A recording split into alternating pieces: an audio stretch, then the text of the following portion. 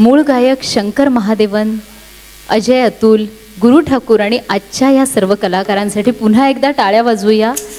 खूप छान अनुभूती मिळालेली आहे.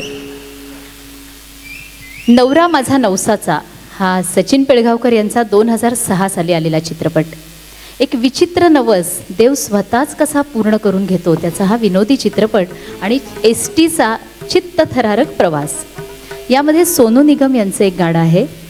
सोनूजी आणि सचिन यांचे अनेक वर्षांपासूनचे जवळचे संबंध. एका स्पर्धेच्या परीक्षणाची जबाबदारी सचिनजींकडे आलेली होती आणि सोनू अवघ्या 15 वर्षाचा असताना त्यात गायला गेला होता. तेव्हा सचिनला त्यांची चमक जाणवली आणि काही वर्षांनी मुंबईत येण्याचा सल्लाही सचिनजींनी त्याला दिला. त्याप्रमाणे 18 वर्ष पूर्ण झाल्यावर सोनू मुंबईत आला, ते थेट सचिनकडे.